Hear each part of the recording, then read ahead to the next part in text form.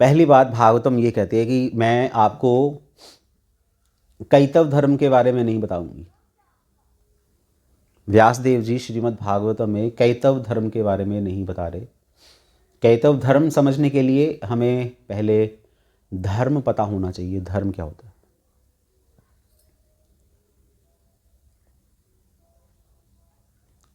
कोई बता सकता है क्या होता है धर्म?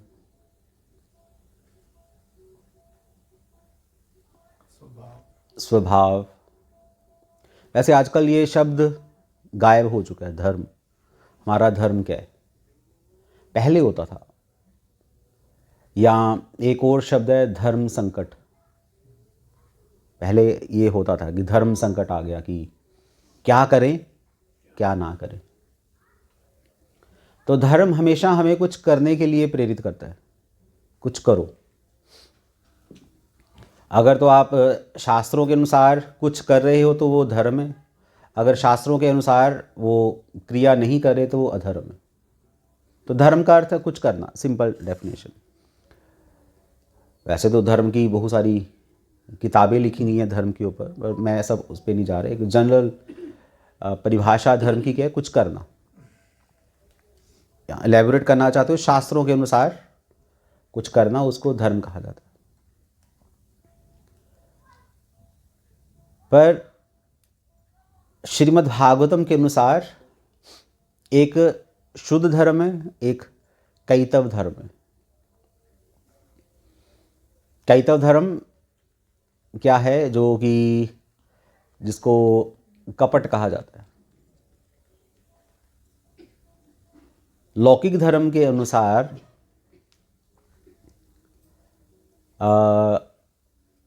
देश की सेवा करना धर्म है। अपनी जन्मभूमि का आदर करना धर्म है। माता पिता की सेवा करना धर्म है। अगर आप गृहस्थ आश्रम में हो तो आपके घर में जो जो हैं, आपकी पत्नी, आपके बच्चे, आपके माता पिता, उन सब का पालन पोषण करना हमारा धर्म है। समाज में रहना है तो समाज के प्रति हमारे कुछ कर्तव्य हैं जिनका पालन करना हमारा धर्म है। पर भागवतम कह रही है कि ये तो कैतव है, ये कपट है। कहने का अर्थ ये है, सीधी सीधी अगर मैं बात करूं, कि माता पिता की सेवा करना कपट है क्या? जिन माता पिता की वजह से हम इस संसार में हैं, क्या उनकी सेवा करना कपट है? जिस देश में हम रहते हैं उस देश की सेवा करना कपट है? अपने गुरुजनों का आदर करना कपट है? समाज के प्रति अपने कर्तव्य, उनसे मुंह मोड़ लेना अच्छी बात है क्या? पर भागवतम कह रही है कि हाँ, ये अच्छी बात है। एक बिल्कुल ही रेवोल्यूशनरी कॉन्सेप्ट आ गया है। बिल्कुल ही आपको अब बोलोगे ये ऐसे कैसे? माता पिता की सेवा करना कपट कैसे हो सकता है? तो भागवतम कहती है कि देखो, माता पिता की सेवा करना धर्म है, पर माता पिता की सेवा करने से क्या प्राप्त होता है? क्या मिलता है? स्वर्ग की प्राप्ति होती है।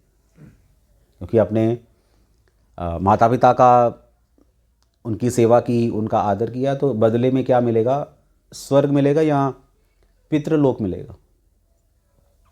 वहाँ पर रहो अपने पितरों के साथ, अपने बड़े बुज़ुर्गों के साथ, और आराम से रह सकते हो। वहाँ पर कोई ऐसी वैसी कुछ प्रॉब्लम्स भी नहीं है। आप आराम से रह सकते हो सुख संपदा के साथ। पर प्रॉब्लम क्या है ऊपर के लोकों में जाने में? श्रीमद् भगवद गीता कहती है कि क्षीणे पुण्य स्वर्ग लोकम विशंति। जब आपके पुण्य क्षीण हो जाएंगे तो आप विशंति, खत्म।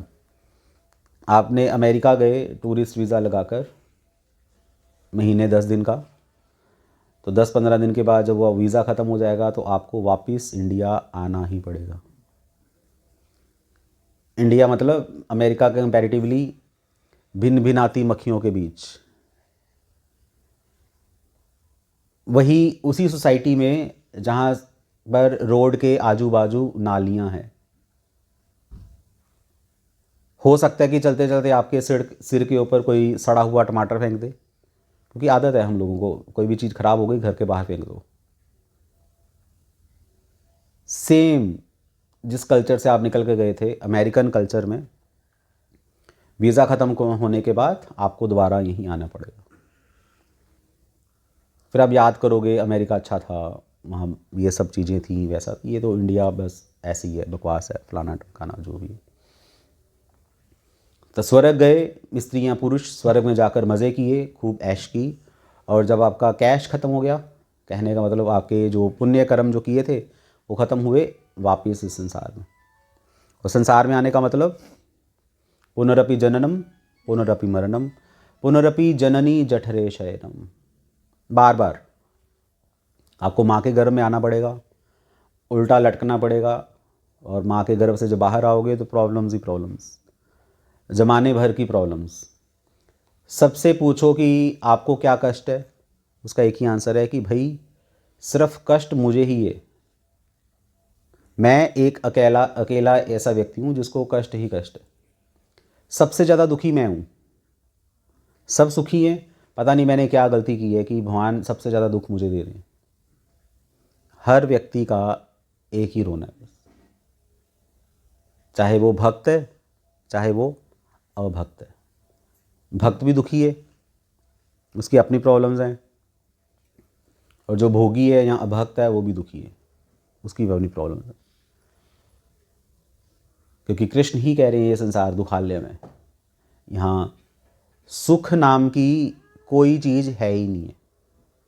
अगर आपको लग रहा है कि सुख है, वो सिर्फ लग ही रहा है नहीं है। हमारे आचार्य लिखते हैं कि आपने गन्ना मांगा, मैं गन्ना खाऊंगा, और आपको बांस दे दिया, क्योंकि बांस भी गन्ने जैसा दिखता है, तो बांस में से रस निकलेगा नहीं, चबाते रहो, और गन्ना है ही नहीं है। ये प्रॉब्लम है संसार की। आप ढूंढ रहे हो, रस ढूंढ रहे हो, मज़ा ढूंढ रहे हो, पर है नहीं है। अगर है बिल्कुल थोड़ा सा, जो कि जल्दी ख़त्म हो जाता है। जैसे वो होता है ना, एक 10 रुपये का लेज़ का पैकेट लो तो क्या निकलता है अंदर से? हवा ज़्यादा हल्का होता है। होता कुछ भी नहीं है, 3 पीस निकलेंगे और थोड़ा सा चूरा पूरा निकलेगा बस। कहने को 10 रुपये का पैकेट खरीदा है लेज़ का, 3 पीस ले, पतले पतले पापड़ टाइप से, बस, और कुछ भी नहीं है। वही संसार है, खुलते ख़त्म हो गया। अभी तो मज़ा आना था, ख़त्म हो गया, और हम लोग उसी में संतुष्ट हैं। मज़ा तो आया, चलो कुछ तो आया, चलो कुछ तो आया। भाई ये तो वही बात हो गई, एक मधुमक्खी शहद की बोतल के बाहर बैठी हुई है मज़े से, क्योंकि उसको शहद की खुशबू आ रही है, वो संतुष्ट है कि मुझे शहद मिल गया। पर शहद तो बोतल के अंदर है और उसका ढक्कन बंद है। शहद की प्राप्ति करो ना। अगर आपको जीवन में सुख मिल रहा है तो वो तो एक ग्लिम्स है, एक छोटी सी झलक है, वास्तविकता नहीं है। वास्तविकता कुछ और है। उसकी अगर प्राप्ति करना चाहते हो तो आपको कुछ और करना पड़ेगा, कुछ अलग एफर्ट करना पड़ेगा। वो कहते हैं ना कि हार्ड वर्क नहीं, स्मार्ट वर्क करना पड़ेगा। अब स्मार्ट वर्क क्या होता है? समय बिल्कुल कम है, शरीर धीरे धीरे करके ख़त्म हो रहा है, और कुछ ऐसा किया जाए कि इस थोड़े समय में ही हम भगवत प्राप्ति का कुछ प्रयास कर सकें, उसको स्मार्ट वर्क कहा जाता है। वो करने का समय है। तो इसलिए अगर आपको माता पिता की सेवा करके या समाज की सेवा करके या कोई भी लौकिक धर्म का पालन करके आपको स्वर्ग की प्राप्ति मिलती है, तो स्वर्ग की प्राप्ति करना इतना ज़्यादा एक हेल्दी डिसीज़न नहीं है। स्वर्ग प्राप्त करने के बाद भी संसार में आना पड़ता है। इसलिए भक्तों की भाषा में स्वर्ग भी नरक जैसे ही है, क्योंकि दोबारा से संसार की प्राप्ति होती है। तो अगर आप बुद्धिमान हो तो वो उस चीज़ की प्राप्ति करो जो कभी ख़त्म नहीं होती, है ना। उस धर्म का पालन करो जिसका धर्म का पालन करने से हमें एक एक स्थायी सुख की प्राप्ति हो। अस्थायी सुख की प्राप्ति जो धर्म करवाता है उसका कोई फ़ायदा नहीं है ह्यूमन लाइफ में, क्योंकि हम मानव है, हमें पता होना चाहिए। और कैसे मानव हैं? जिनको भक्ति करने का अवसर मिले, और वो भी किसकी भक्ति? कृष्ण की भक्ति। कृष्ण की भक्ति करने के बाद भी अगर आपको स्वर्ग मिल गया तो क्या फ़ायदा हुआ?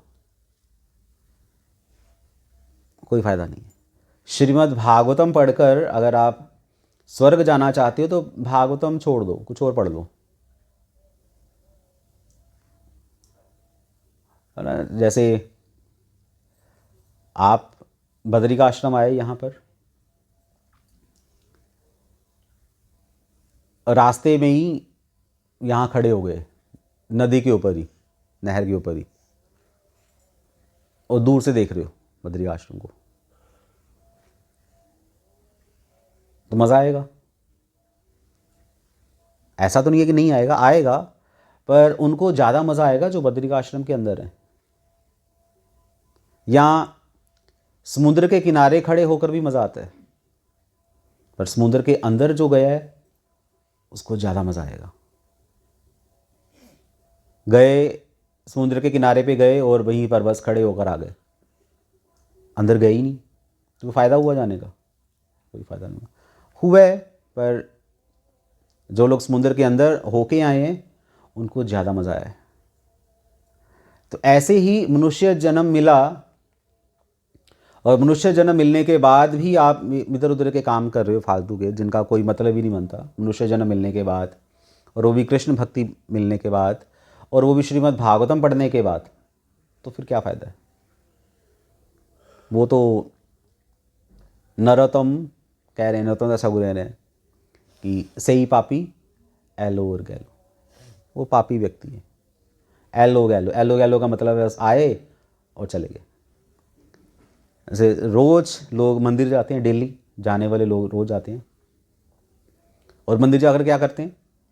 ऐसे हाथ लगाया ज़मीन पर आँखों पे और उस हाथ को चूम लिया, और ये करके जल्दी से भाग लेते हैं। डेली, कब से? पिछले कुछ सालों से हम रोज़ मंदिर जाते हैं, और क्या करते हैं? ऐसे बस भगवान को तो चलो पास जा नहीं सकते, वैसे बस माथा टेको और चले गए, और कुछ प्रेयर की, कुछ बुड़बुड़ाए अपने मुंह, बुड़बुड़ बुड़बुड़, बस हो गया।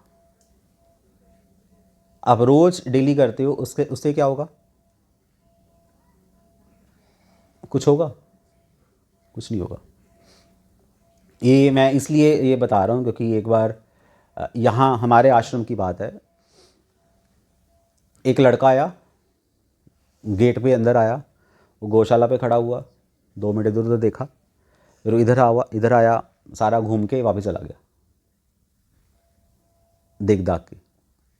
और मैंने डिवोटी से पूछा ये कौन है लड़का? पता नहीं, बात तो हमारी हुई नहीं। अगले दिन फिर सेम आया, थोड़ा इधर उधर देखा और घूम घाम के चला गया। मैंने फिर से पूछा, वो आज फिर से आया था, कौन है, कहाँ से आया, कुछ तो पता करो। तीसरे दिन हमने उससे पूछा कि आप कौन हो, कहाँ से? मैं बस ऐसे ही, बस थोड़ा सा इधर उधर चला गया। उसने हम लोगों से कोई बात नहीं की, बस आकर देख दाख के चला गया। तो हमारे अंदर एक जिज्ञासा पैदा हुई कि ये कौन है व्यक्ति, कहाँ से आया है, इसका उद्देश्य क्या है, क्या चाहता है? स्वाभाविक ऐसा ही होगा। तो मैंने जैसे पूछा अपने इधर उधर के भक्तों से कि कौन है, कैसे आया, तो ऐसे ही जब हम भगवान के मंदिर जाते हैं तो भगवान को भी जिज्ञासा होती है कि भाई कौन है, कहाँ से आया है।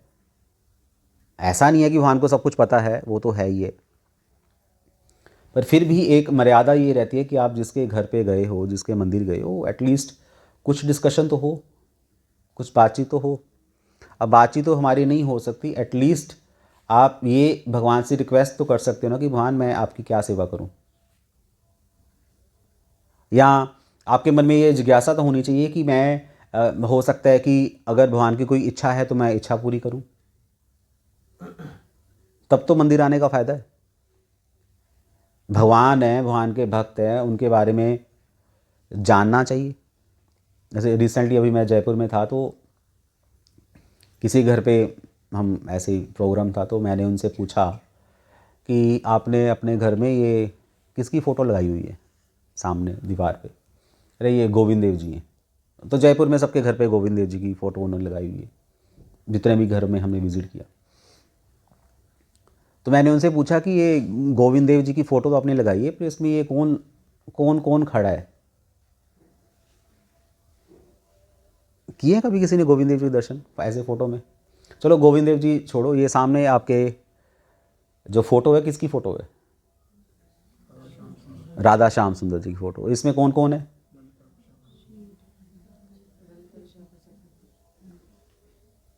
सोच के देखो कौन कौन है।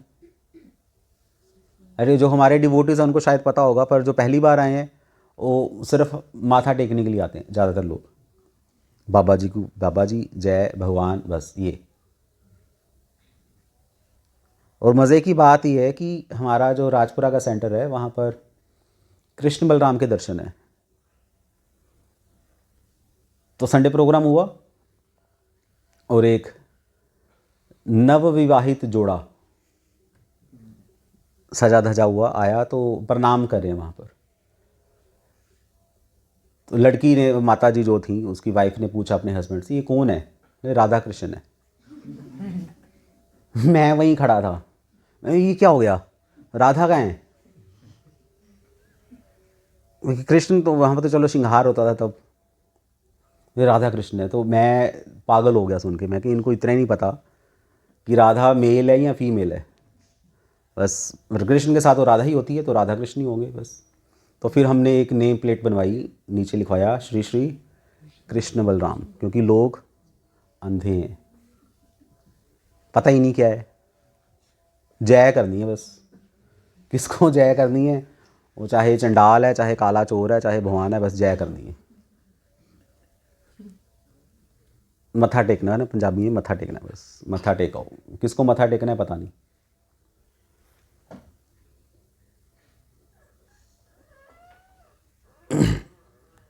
तो ये प्रॉब्लम है, हमें पता होना चाहिए क्या है। जैसे यहाँ पर लोग कहते तो हैं ललिता विशाखा है, राधा कृष्ण है, पर ललिता कौन है, विशाखा कौन है, ये सबको नहीं पता रहता, बहुत कम लोग हैं।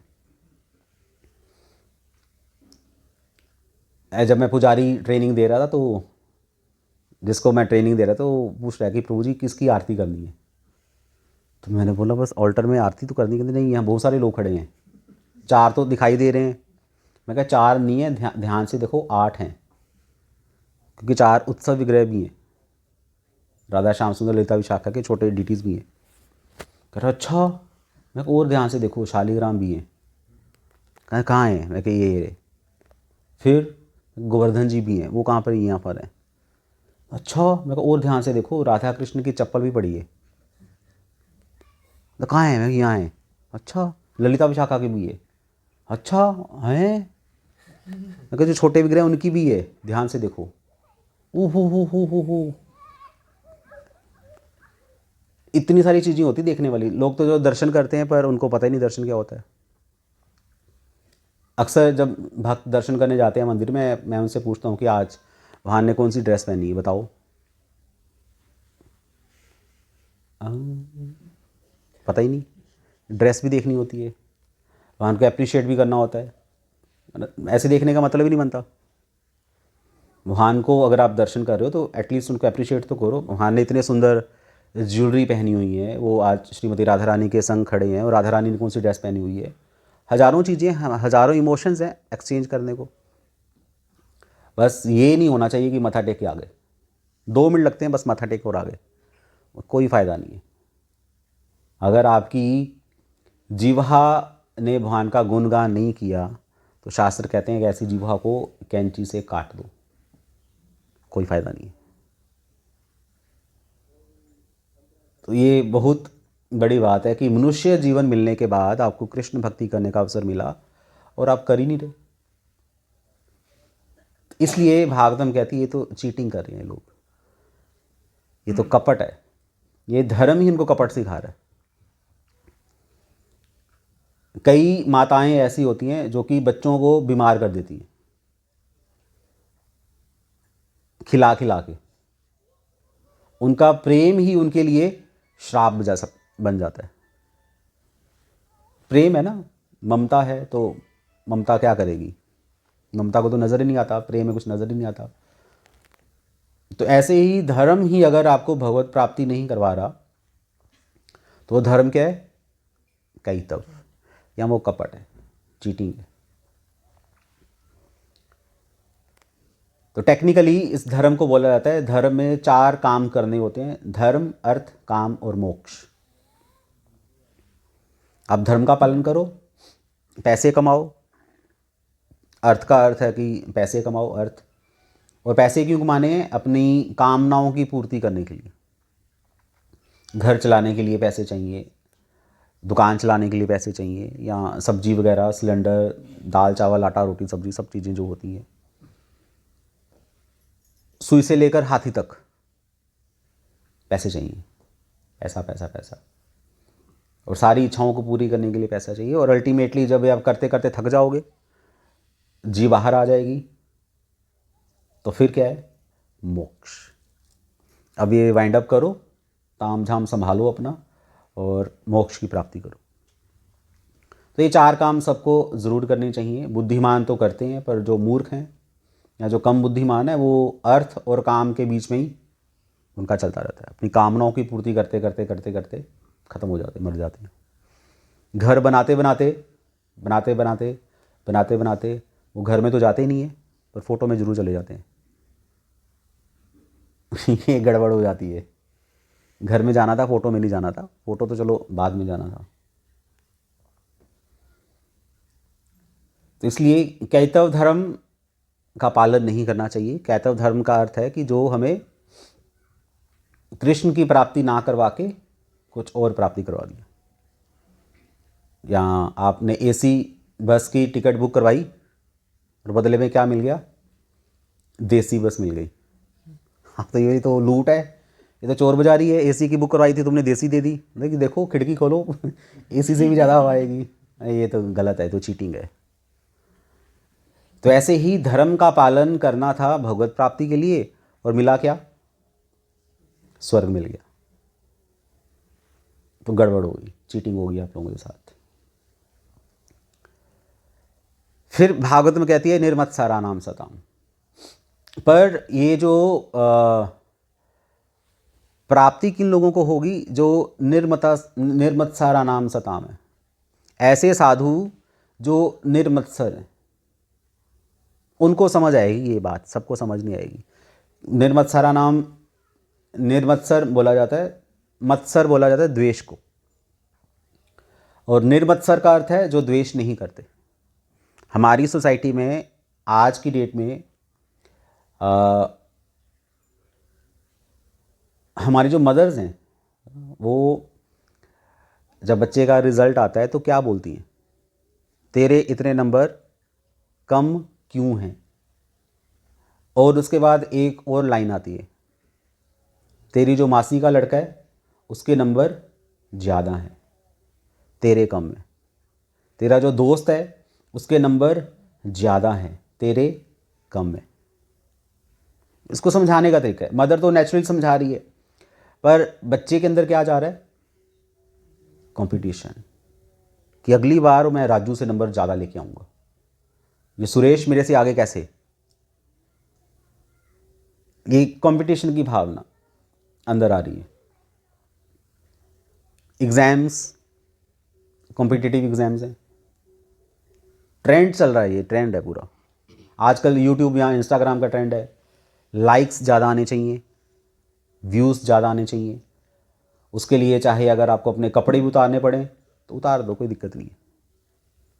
उसने कम उतारे थे, मैं ज़्यादा उतारूँगा या ज़्यादा उतारूँगी, क्योंकि क्या चाहिए?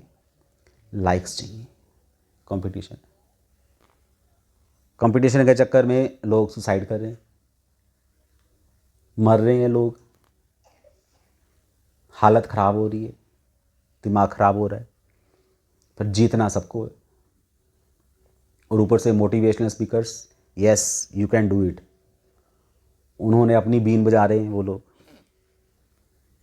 और लोगों के अंदर इतना द्वेष भर चुका है, द्वेष के चक्कर में वो एक नंबर के द्वेषी बन चुके हैं, वो किसी को देख नहीं सकते। और सब अपने रूम में अपने आप को लॉक करके क्या कर रहे हैं, क्या कर रहे हैं, अपने अकेलापन को दूर करने के लिए इंस्टा या ये सब चीज़ें चला रहे हैं। और बाई चांस किसी ने आपके फ़ोन को हाथ लगा दिया बाई चांस, तो क्या होगा? बाई चांस ऐसे ही फ़ोन कोई देख रहा है, उसी समय पूछा जाएगा कि हाँ जी क्या दिक्कत है, क्या चाहिए? बस ऐसे देख रहा था, क्या देख रहे थे? मेरे फ़ोन को हाथ लगाने की तुम्हारी हिम्मत कैसे हुई? और फ़ोन को हाथ लगाने वाला कौन है? पड़ोसी? कौन है? उसकी मम्मी, उसका पापा, उसका भाई या उसकी बहन या उसकी पत्नी या उसका पत्नी, ये लोग हैं। मतलब कि अगर एक बहन ने दूसरी बहन का हाथ फ़ोन पकड़ लिया तो बाल नोच लेंगी, गंजी हो जाएंगी। भाई भाई चाकू से खून कर देंगे क्योंकि उसने मेरा फ़ोन छूने की कोशिश की। पति पत्नी की तो बात ही छोड़ दो, डाइवोर्स, डायरेक्ट डाइवोर्स, क्योंकि इसने मेरा फ़ोन कोशिश की है कि जानने की कि मेरे फ़ोन का पासवर्ड क्या है, क्योंकि मेरे फ़ोन में हज़ारों ऐसी चीज़ें हैं जो कि मैंने इनसे छुपा के रखी हुई हैं। प्राइवेसी, लोग नहीं शेयर करना चाहते अपनी प्राइवेसी को, अकेले हो चुके हैं। द्वेष इतना ज़्यादा है कोई मुझसे आगे ना निकल जाए। तो ये तो चलो मंडेन द्वेष हो गया, पर स्पिरिचुअलिटी में भी द्वेष होता है। स्पिरिचुअलिटी में भी लोग लड़ते रहते हैं। अगर आप कर्म योग या कर्म कांड देखोगे तो वो उपासना कांड वालों को कंडेम कर रहा है, उपासना कांड वाले ज्ञान कांड वालों को कंडेम कर रहे हैं, सब एक दूसरे को काट पीट रहे हैं। ये तो जैसे कंपटीशन में एग्ज़ाम होता ना, सॉरी कंपटीशन कह रहा हूँ, स्कूल्स में कंपटीशन होता है, यूनिफॉर्म से पहचाने जाते हैं स्कूल।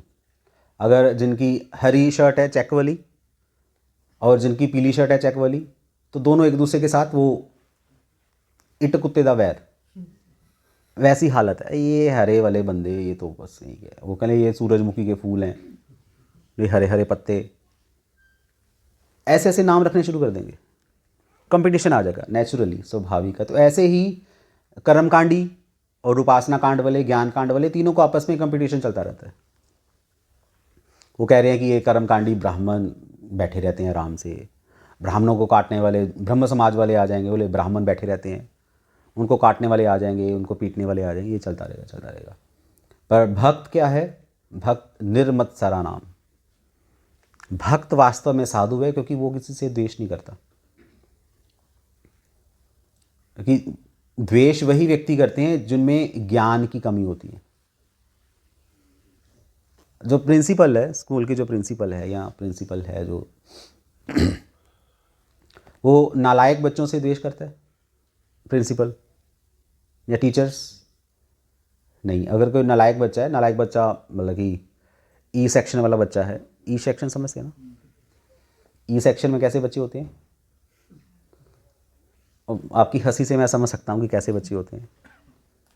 तो ए सेक्शन वाले बच्चे और ई सेक्शन वाले बच्चे दोनों प्रिंसिपल के सामने खड़े हैं, तो प्रिंसिपल क्या बोलेगी ई सेक्शन वाले को? छी, गंदा, नालायक? नहीं, वो दोनों को प्रमोट ही करेगी, दोनों को अप्रिशिएट ही करेगी। हो सकता है कि ई सेक्शन वाला जो बच्चा है उससे ऐसे सुना गया तो उसने ऐसे की एक ही लाइन सुनाई बस, बाकी वो भूल गया, और ए सेक्शन वाले ने पूरा ऐसे सुना दिया। तो प्रिंसिपल क्या बोलेगी एक लाइन वाले को? शाबाश, वेरी गुड, तुमने बहुत अच्छा किया, तुम और अच्छा कर सकते थे। उसको मज़ा आएगा सुनकर, डीमोटिवेट नहीं करेगी प्रिंसिपल, क्योंकि वो प्रिंसिपल है, उसको पता है कि दोनों मेरे स्टूडेंट हैं, मेरे स्कूल के जेम्स हैं, आगे जाकर बनेंगे, तो दोनों को मुझे अप्रिशिएट करना चाहिए, वो द्वेष नहीं करेगी, तभी तो वो प्रिंसिपल है। अगर वो द्वेष करिए तो वही प्रिंसिपल किसी काम की प्रिंसिपल नहीं है। तो भक्त इसलिए समाज में किसी से कोई भी द्वेष नहीं करता, उसको पता है, वो इंटेलिजेंट है कि ये तो आपस में लड़ रहे हैं, असली चीज़ तो कुछ हो रही है। मनुष्य जीवन कर्मकांड, ज्ञान कांड या उपासना कांड के लिए नहीं बना। कर्मकांड का अर्थ है स्वर्ग की प्राप्ति, ज्ञान कांड का अर्थ है मोक्ष की प्राप्ति, और उपासना कांड का अर्थ है देवी देवताओं की प्राप्ति। तो वो ना तो स्वर्ग की प्राप्ति करना चाहता है, ना देवी देवताओं की प्राप्ति करना चाहता है, और ना ही ब्रह्म में लीन होना चाहता है। वो कृष्ण की प्राप्ति करना चाहता है, कृष्ण की सेवा के लिए। क्योंकि ये क्या है, वेद्यम वास्तवम वस्तु शिवदम, ये वास्तव वस्तु है, बाकी सब चीज़ें अवास्तव है, रहती हैं। स्वर्ग भी कब तक रहता है? जब तक स्वर्ग में इंद्र है तब तक रहेगा स्वर्ग। अगर स्वर्ग पे हिरण्यकशिपु आ गया तो क्या होगा? क्या होगा? कौन जाएगा स्वर्ग? अभी तो मोदी है, सब खुश हैं कि चलो हमारा हिंदू धर्म बचा हुआ है। कल को अगर कोई और आ गया तब क्या होगा? 4 दिन की चांदनी है, बाकियों को पता है? पता ना, ये तो याद है ना। अभी तो कर लो भाई ऐश, बकरे की माँ कब तक खैर मनाएगी? कर लो ऐश जितनी करनी है। वो है ना, उसमें कहते हैं कि तरम राय जब लेखा मांगे, क्या मुंह लेके जाएगा। चक्की चल रही है, गेहूं डाल दिया गया है, बस आपका नंबर आने वाला है, और जब पिसोगे पटक इतनी आवाज आएगी, खत्म, गए। वास्तविकता पहचानो, रियलिटी पहचानो। श्रीमद् भागवतम वास्तविकता की बात करती है, वो स्वर्ग की प्राप्ति की बात नहीं करे। देवी देवता तो बदलते रहते हैं, इंद्र पोस्ट का नाम है, वो बदलता रहता है। ब्रह्मा जी पोस्ट का नाम है, वो ब्रह्मा जी की पोस्ट बदलती रहती है। तो इसलिए भगवत प्राप्ति वास्तविक वस्तु है, और भगवत प्राप्ति ही शिवदम है। शिवदम का मतलब, शिव का अर्थ होता है मंगल, कल्याण। सिर्फ और सिर्फ कृष्ण और कृष्ण की भक्ति ही आपका कल्याण करने वाली है। और क्या है? ताप त्रयोन्मूलनम, इससे तीनों तरह के तापों का उन्मूलन हो जाएगा, तीनों तरह के क्लेश खत्म हो जाएंगे। 3 तरह के क्लेश कौन से हैं? आप तो ये कहो ना प्रभु जी, क्लेशों की तो लिस्ट है पूरी आपकी बद्रिकाश्रम में, एक दीवार से लेकर दूसरी दीवार तक। अगर हम अपने घर के क्लेश, अपनी बीवी के क्लेश लिख दूं तो वो ख़त्म नहीं होंगे। इतने क्लेश हैं, बीवी से पूछो रे हस्बैंड में इतनी गलतियां हैं, इतने क्लेश हैं, वो उसकी वजह से क्या क्या हुआ वो मैं लिखती हूँ, दीवार भर जाएगी। हम बोलेंगे ठीक है, फिर दीवार की दूसरी तरफ लिखो, वही भर जाएगी। पर ये अगर एक ब्रैकेट में देखोगे तो 3 तरह के क्लेश हैं। पहला क्लेश बोला जाता है आदि भौतिक क्लेश। आदि भौतिक क्लेश क्या होते हैं? जो हमें दूसरे जीवों से मिलते हैं। दूसरा जीव कोई भी हो सकता है आपके अलावा, बहुत सारे। दूसरे हैं आदि दैविक क्लेश, जो जीवों से नहीं मिलते, जो देवी देवताओं से मिलते हैं। सुबह सुबह 4:30 बजे आपको अगर नहाना पड़े तो क्या है? ये क्लेश है। सबका यही कहना होता है कि यार अभी सुबह सुबह 4:30 बजे नहाना पड़ेगा, और ये भगवान को क्या इतनी पड़ी है कि सुबह 4:30 बजे को मंगल आरती करवानी है? थोड़ा सूरज निकल जाए, कुछ नज़र तो आए। क्लेश है। ठंड, गर्मी क्लेश है। आप मतलब कि एसी खरीद के लाए 70-80 हज़ार का, और लाइट चली गई, क्या करेगा एसी? क्लेश। गैजेट्स लेके आए, मोबाइल ले लिया आपने, 3 लाख का मोबाइल ले लिया, चोरी हो गया, क्लेश।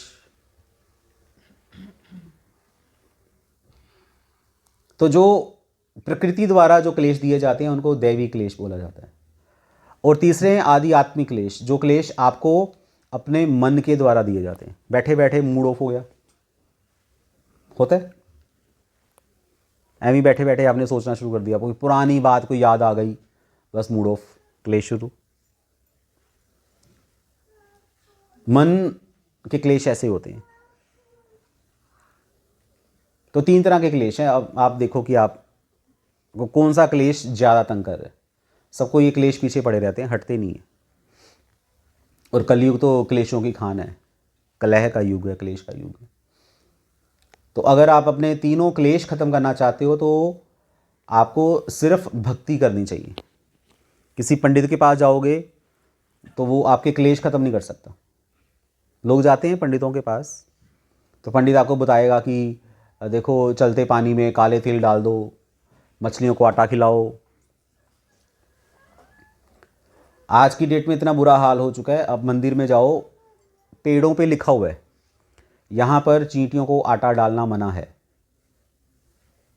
देखा है? मछलियों को आटा डालना मना है, यहाँ कबूतरों को दाना मत डालें, लिखा हुआ है। भीड़ लग चुकी है, एक्सीडेंट हो रहे हैं, चौक पे कबूतर बैठे हुए हैं, क्या करोगे? ट्रैफिक जैम, पानी खराब हो चुका है, मछलियाँ पागल हो चुकी हैं।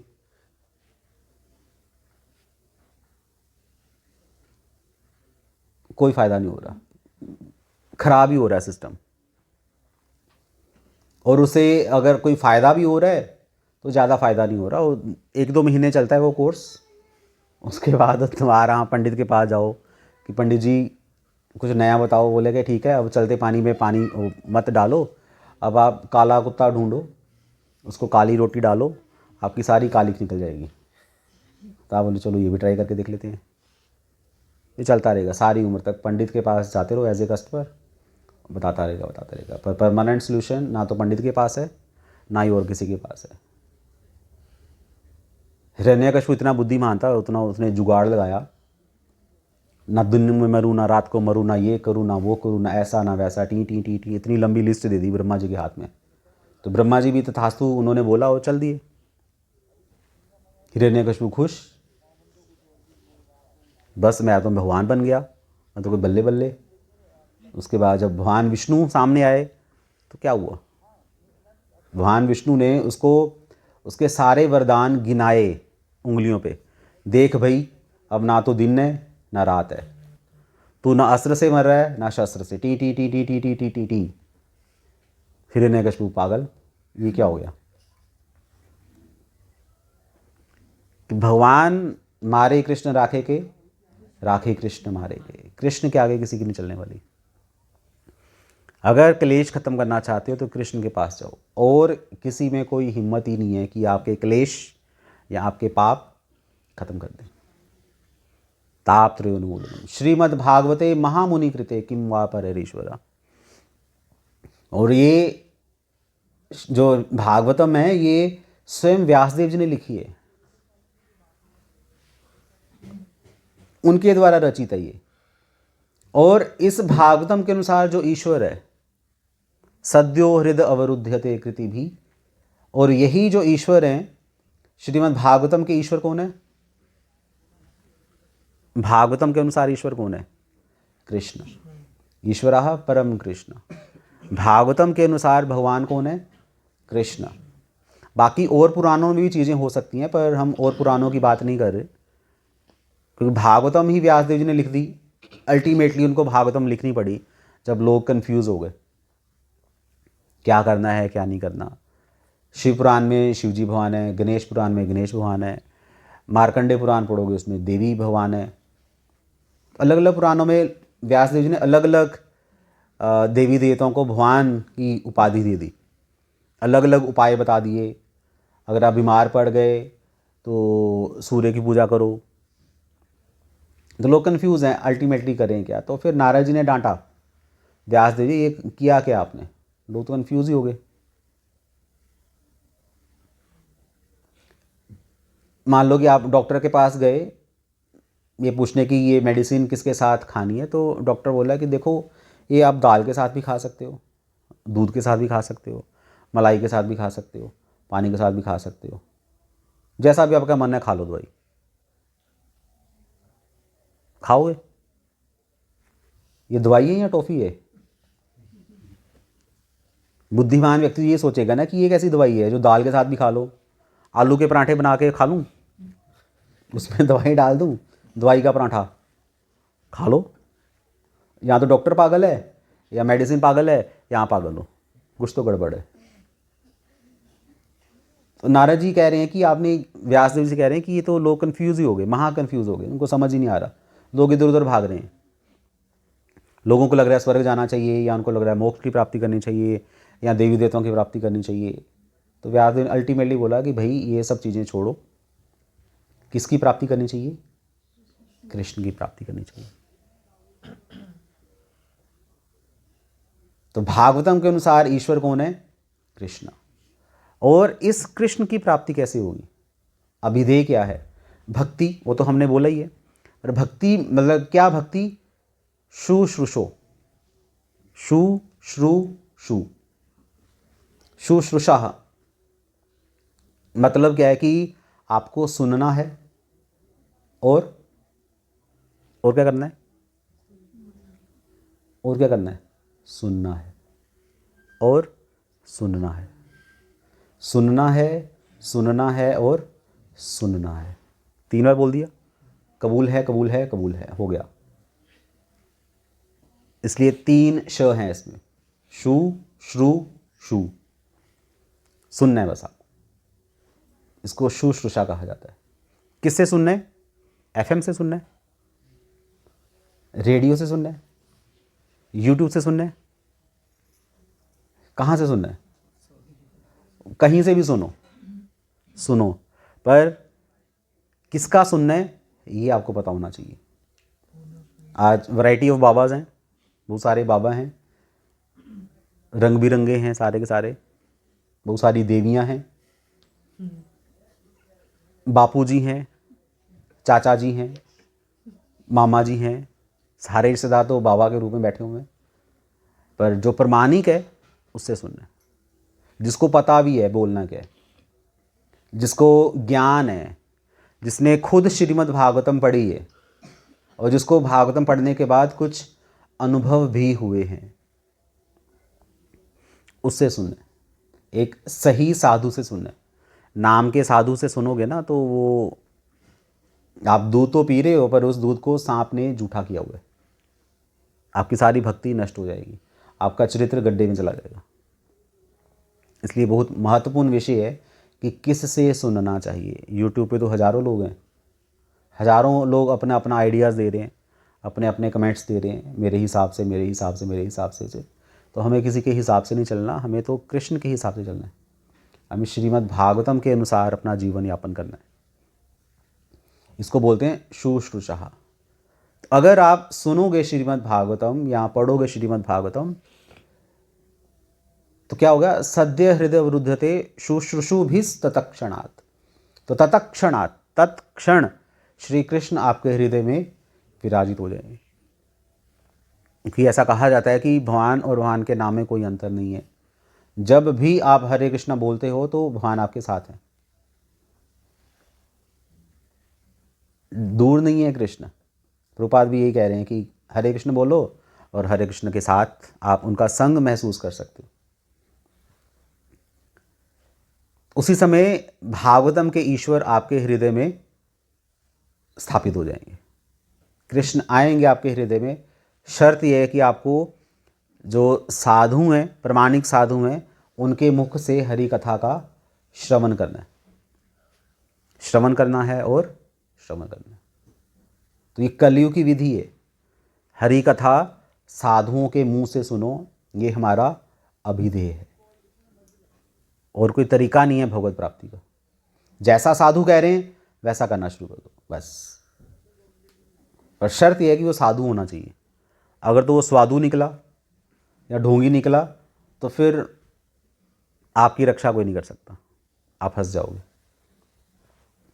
ना घड़ा खरीदने जाते हो तो पहले ठोक बजा के चेक करते हो ना, टक टक टक, छेद तो नहीं है, पूरा मोल भाव नाप तोल करते हो। कुछ भी खरीदने जाते हो या शादी भी कराने जाते हो तो पहले देखते हो ना कि लड़का कैसा है या लड़की कैसी है। सब चीज़ें देखकर ही शादी पक्की की जाती है। बुद्धिमत्ता तो यही है, तब बात आगे बढ़ती है। वैसे ही भक्ति अगर आप शुरू करना चाहते हो तो पहले आपको पता होना चाहिए कि किस से हम जाकर गाइडेंस लें, क्योंकि कलयुग में नकली माल, चाइना का माल या चाइनीज़ गुरु नहीं चलेंगे, क्योंकि गारंटी वारंटी कुछ भी नहीं है, आज आए कल नहीं है। तो ये विधि है श्रीमद् भागवतम के अनुसार, साधुओं के मुख से सुनो, उसको ही भक्ति कहा जाता है। और ऐसी भक्ति से ही श्री कृष्ण की प्राप्ति होगी। हम लोगों के द्वारा जो भक्ति की जाती है या आम लोगों के द्वारा जो भक्ति की जाती है, जो हर महीने वृंदावन जाते हैं बस भर भर के इधर उधर की टिक्की पकौड़े खा के आते हैं, वो तो भक्ति है ही नहीं है, तो भूल ही जाओ। हरे कृष्णा। श्रील प्रभुपाद की जय।